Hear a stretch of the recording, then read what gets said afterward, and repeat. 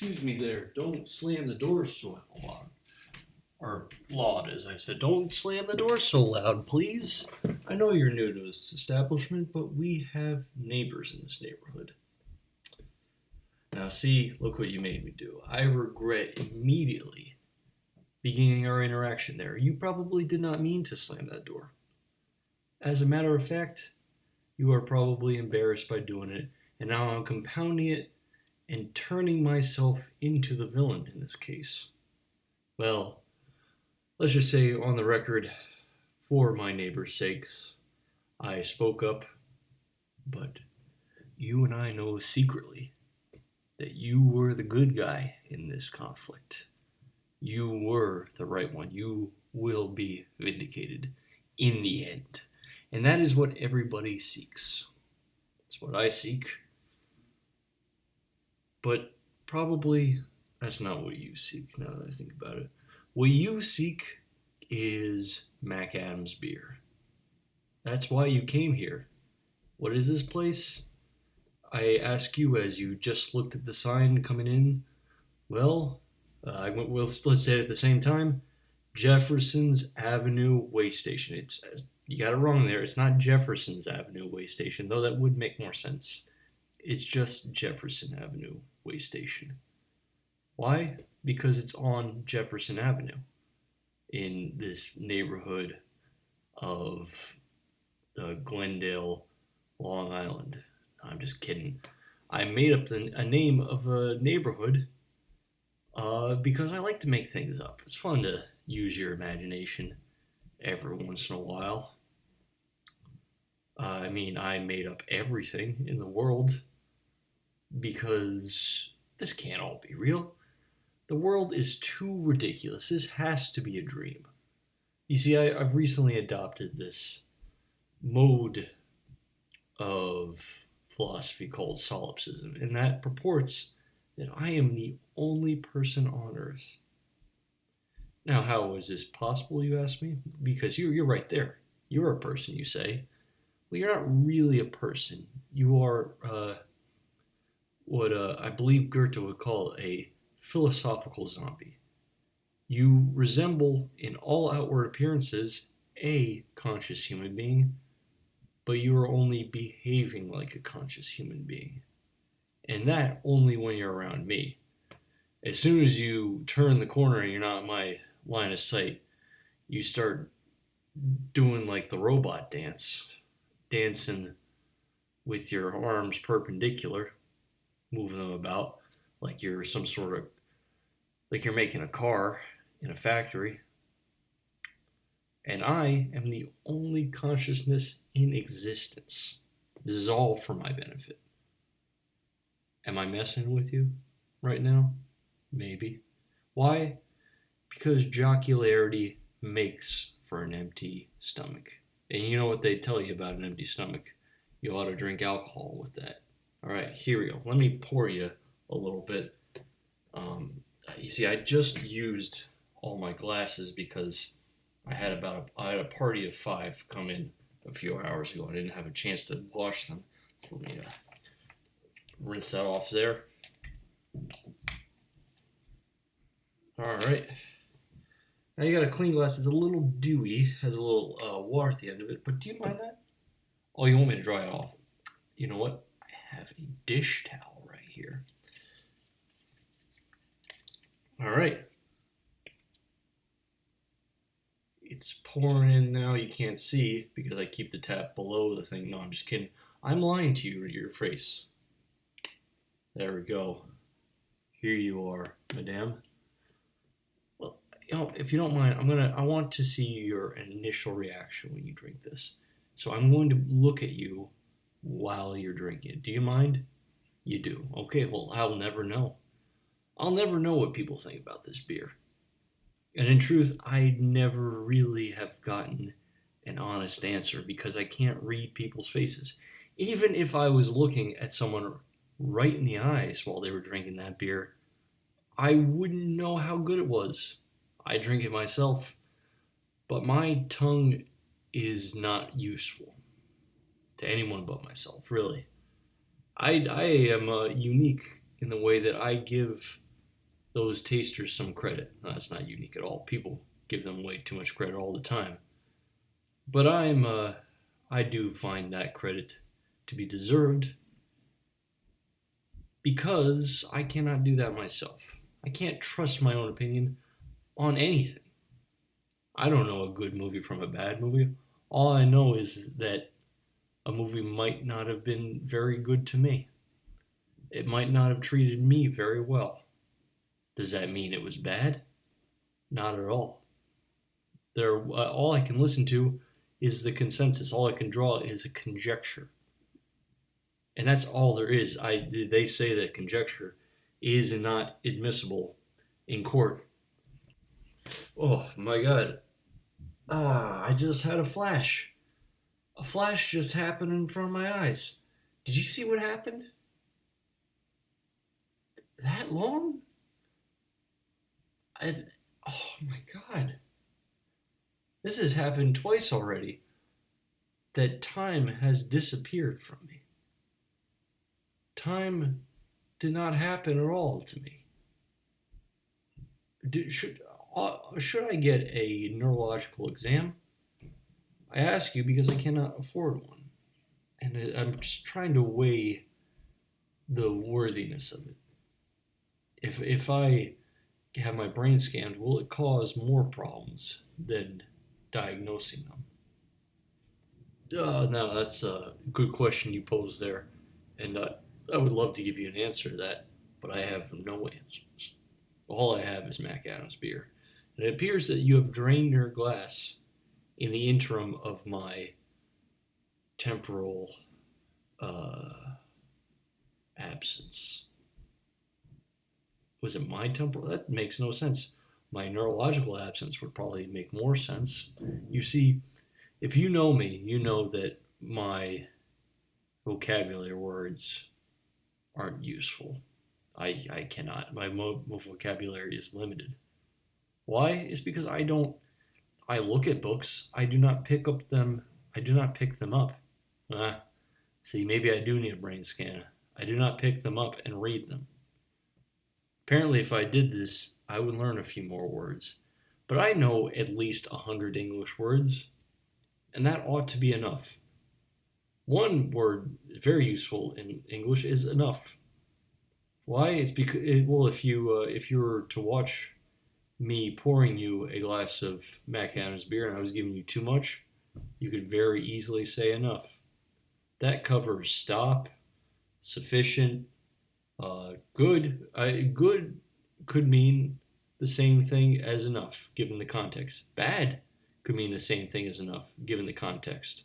If someone's fighting, or if people are shouting, you could yell, enough. And that could signal your displeasure about the whole thing. The whole banana. People think that the word, well, I'm not going to say it, because there is a curse about my neck that will tighten if I say it, but what is colloquially known, how many L's are in that word? Colloquially known as the F word. Where was I? You see, when you have a temporal stop, a neurological absence, you begin to lose your short-term memory as well. And my doctor told me when I was there on a credit that it's due to alcohol abuse. And I said, how could that be? I sell alcohol. I don't drink it. And he said, well, alcohol fumes can enter in through your pores, especially if you work in a brewery, a bar, or in a medical manufacturing facility, pharmaceutical one specifically, if you are synthesizing isopropyl alcohol and you're not using a hairnet, a face net, or a mucous membrane net, which are very useful in preventing arsenic strands from getting into your membranes. Now, I gotta wonder why we have mucous membranes, because they seem to be the most vulnerable part of the body, and they are meant to do exactly the opposite. They are meant to protect all the vulnerable parts. Why aren't we covered in a callus? Why aren't we just a sealed up flask? Why aren't we just a frozen iron, rusty flask that nothing could get in and out of? Why aren't we our lives should just be the crystal geode, in which there's a hard, rocky exterior. You wouldn't suspect anything interesting to be inside. But then, someone shot us with a gun, and it cracked open, and there is the jeweled center. And then we die of exposure because we can't handle anything. Or conversely, why aren't we constantly exposing our most vulnerable parts to the outside? Occasionally, I will walk out into that alleyway, that public alleyway, not wearing underwear or pants. I will just entrust my shirt to hang over my genitals and my buttocks. Because as you can see, you can't see now because my shirt's tucked in, but when it's not tucked in, it goes pretty much a ways down, pretty far over the waist, and that. Some would say that's a little extra. That this shirt is really made for a much taller person, but I say it doubles as a nightgown. Very helpful. I had a girlfriend one time who would take a T-shirt I owned and use that as pajamas. These are my own pajamas. This is a very handy smock. I look like a religious ascetic who ascribes no special clothing to himself. He doesn't bother about clothes. I look like that Game of Thrones character that looks like a confused mental patient. Jonathan Pryce, I believe that was the character's name, and he was very good in that David Mamet play. I think much better. Why? Because he wasn't speaking in his native accent. I hate when people speak in their native accent. I'll give you an example.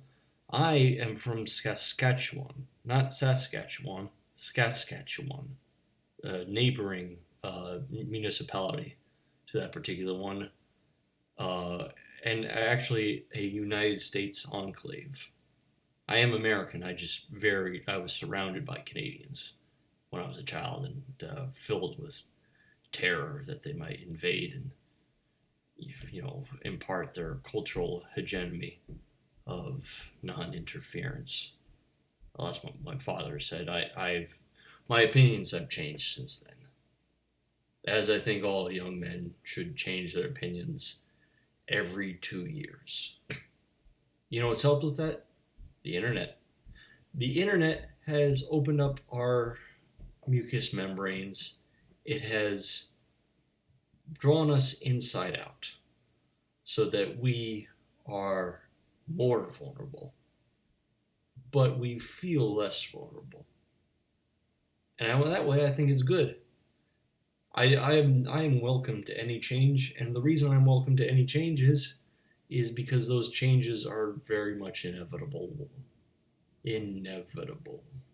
When you say the word inevitable, you close off all possibilities, and then your body starts to wind down like an old spring which all the potential energy has been sapped. You see, that's what a music box it does. It takes all of your energy, it drains it into sound that no one really enjoys, and then it becomes nothing. It just becomes drifting air current. That's what sound is, really. That's what sound becomes eventually, just drifting air current. The energy that it is echoes meaninglessly. If I try to say a word that has more than 2 syllables, I become useless. I go into a feedback loop, and then you could see that really my solipsistic beliefs are inverse. I am the only one who is the philosophical zombie. Something's wrong with me. Maybe I need to go lie down. Here, let me lie down real quick. All right, now, nice to see you. Do you see how quickly I did that? You didn't even notice me lying down. That is because I, through my neurological disorder, am able to fold over the lapses in time. You see like there's just a little there's like a little brown stain in that part of time that's it's got a little moldy and it's grown some hair. Well, I hide that by folding it over, and there's just a little crease right there where I was laying down. Nothing there anymore. Just me standing up. You never would have suspected nothing, but you were there too, and you're still sitting there waiting for your next glass of Macadam's beer, aren't you? I knew it. I should tell you, and this might be my own fault because people keep thinking that this is free and that they should be told about it, and maybe that sign outside has fallen down or something, but this beer is $10 a glass. Thank you. Oh. Having a bit of trouble with this tap. There we go. Oh, wow. The keg just tapped out. I hope you weren't hoping for any more beer. You were. My goodness, that's the death knell of this business, isn't it? I have an unsatisfactory customer or an unsatisfied customer. You're satisfactory to me. You're doing just fine. As a matter of fact, every customer I've had has done very well. That's not true. Most haven't done well. You're one of the few. As a matter of fact, I think you might be the only real customer.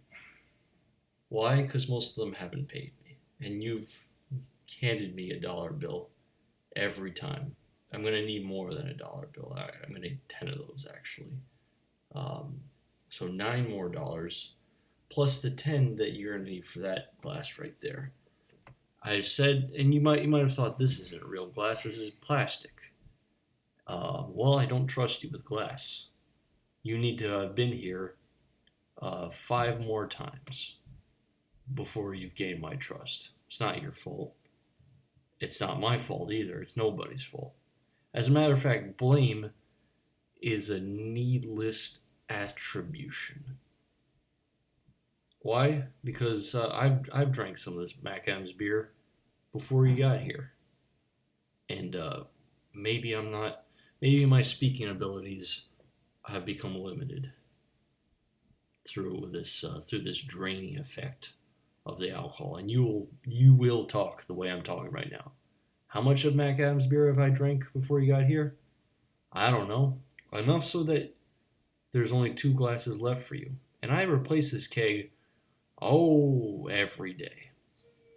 Oh, don't mind him. That's Barry the Morning Dove. He sits there every morning. And that's why they're called morning doves. No, that's not. It's a morning with a U. But he makes his call every day at that window right there, which opens into the street. He sits there because he feels the warmth emanating from this pub. I say he. I don't know what gender that dove is. That's the one species. No sexual dimorphism. Matter of fact, I believe they reproduce asexually. They metastasize. When a feather falls, a dove grows from that feather. And I will need to do some research, but I'm beginning to suspect that most birds reproduce in that manner. You're telling me that I probably should get some evidence for this before I begin making these suppositions. Well, what do you know, sir? Or ma'am, I'm sorry. You see, this is a man's world in which if you speak to anybody, you're going to automatically assume that that person is a man. Why? Well, there's more women on Earth, isn't there? Shouldn't I suspect at first that you are a woman? I don't know. I don't think I'm a sexist, and that's what a very feminist liberal person would say, is that they don't think they're sexist. No, it isn't. No, you should frequently examine your. I'm demonstrating my lapse again. There are so many folds in time in your visit to to the Jefferson Avenue Waystation. And you might think that there's a temporal ripple here. Now, what I wanted to tell you is that you need to examine your prejudices all the time. Well, not all the time, but frequently. Why? Because prejudice is a very easy thing to fall into without knowing it. I know this because only a few years ago I was as racist and sexist and homophobic and anti certain religions and all that. I was as bigoted as you could be, or at least as I could stand to be. I couldn't stand to be any more bigoted than that. And then I looked at myself, and that's all it really took. All it really took was a bit of a self-examination and some admitting that I could improve myself. All it really took was me not clamping down on that, not being stubborn, not thinking that I was all that great, and not insisting that my life was all that hard, because it wasn't, and it still isn't. This business isn't doing great, but I still have a bed to sleep on. I still have an alley to urinate in. I still have a business. Even though I can't pay the rent, they still haven't kicked me out. They still haven't thrown the cake out of the door. I'm doing all right for myself. I can't complain. So instead I listen to people. Or really I just talk and over people and watch them listening. Which is that the same thing as listening? No, it isn't. I'm sorry. I know you want it to be the same thing as listening. Every man wants that to be the same thing as listening, but as my wife told me, it is not. I have to listen to her sometimes. Not only do I have to listen to her, I like listening to her. She might be the only person I like to listen to. Everybody else is just, it would resemble the quacking of ducks if I didn't enjoy the quacking of ducks. No, it's like the chirping of an evil cricket, of a malevolent extra-dimensional cricket. And by the way, that dimension is hell. I wouldn't even say chirping. I would say crapping. If crapping didn't already mean something, if that was just a term for a sound, then it would be the crapping of an evil cricket from hell. And also, this isn't normal hell. This is extra hell. This is the hell that just goes on and on and on for infinity. Because the normal hell is just it's like a convention hall. It's one of those big hallways, big steel buildings in New Jersey where you can hold Japanese anime conventions. Except it's not one of those conventions.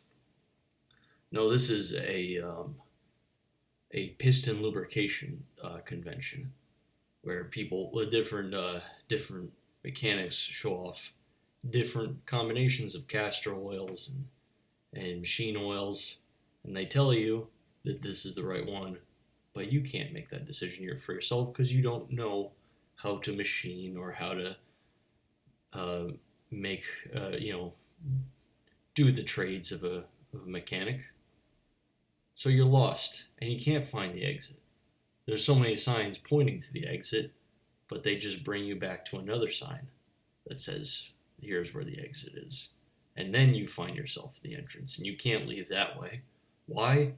There's a great influx of confused people who are not mechanics or machinists. And then eventually you'll just find yourselves just pressed in and you'll be making your own oil, your own castor oil, and you'll all start flooding in it and clawing up on it. And then you find yourself to be in the ring of the wrathful. I don't know which number that was, but that is what this convention hall will become. And the walls will swell outward, and at the same time they will constrict all of you. And it'll squeeze, and you'll die, and your heads will pop like gigantic melons. And you see people praise Dante or Dante Alighieri, but I think I could have done it myself. That was pretty good. I should have been transcribing that as I was saying it, but I've neglected it, as I've neglected a great many things in your visit. You're leaving already? Well, I might not have any more beer, but you could stick around a little bit, Robert. I mean, what are you doing? Oh, that does sound important. Well, I'd like to thank you for coming by. And if you have any money for tips, that I would be appreciated. You don't? That's all right. You know what? If you have $2 in your pocket, don't give it to me. Give it to the guy on the subway who needs it, who is walking through and saying he's having a hard time. Just put that in his cup. It doesn't matter if he's lying about anything. He still probably needs it. Everybody needs a little help. And if someone's asking for help, they shouldn't be spurned for that reason. Not only is everybody entitled to help, but everybody's entitled to ask for help. And do not spurn them. I'm asking you for help right now. Please tell your friends about the Jefferson Avenue Waystation. There's not a lot of customers nowadays, just the one every day. So tell them, go to the Facebook group and share it all around. Tell your friends, tell me what you think, and enjoy it. Enjoy it always, and come again, because I will be here this week, next week, and all weeks, every Saturday. All right, bye-bye.